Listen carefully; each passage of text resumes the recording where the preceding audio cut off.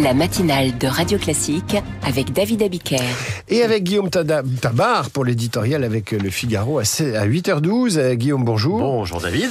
Le débat sur une primaire en vue de la présidentielle commence à prospérer à droite et dans le bloc central. Comment expliquer le retour de cette réflexion et de cette hypothèse qu'on croyait enterrée ? Écoutez, plus on va s'approcher de la présidentielle et plus les forces politiques vont s'interroger sur la modalité de désignation de leurs candidats. C'est normal.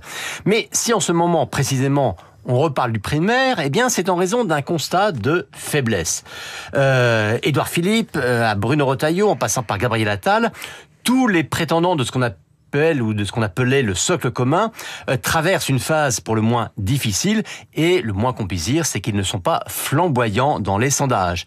Donc, entre un RN de plus en plus puissant et un Jean-Luc Mélenchon qui retrouve des couleurs, eh bien, beaucoup redoutent que toute candidature se situant entre ces deux extrêmes soit tout simplement disqualifiée au premier tour. L'appel à une primaire est donc avant tout défensif, à l'opposé de cette grande primaire de la droite de 2016, qui s'inscrivait, elle, dans une dynamique qui était alors victorieuse. Donc l'idée de cette primaire, c'est de dire « départageons-nous, sinon nous allons tous disparaître ». Alors on peut dire que c'est du réalisme, mais ça n'est quand même pas spécialement mobilisateur. Alors est-ce que cette primaire a des chances de voir le jour ?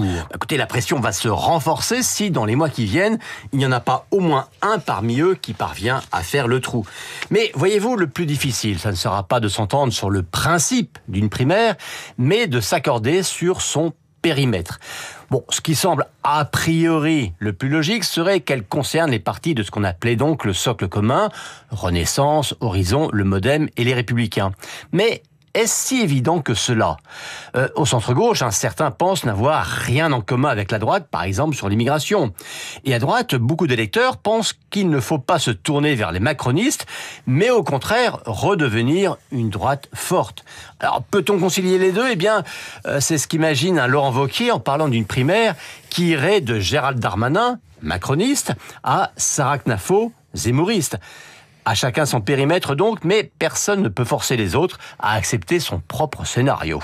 Alliance avec le centre ou union des droites, c'est en ces termes que se pose l'alternative pour les Républicains ? En tout cas, ce qui est sûr, c'est qu'une primaire, ce n'est pas un simple choix de méthode, c'est avant tout un choix politique.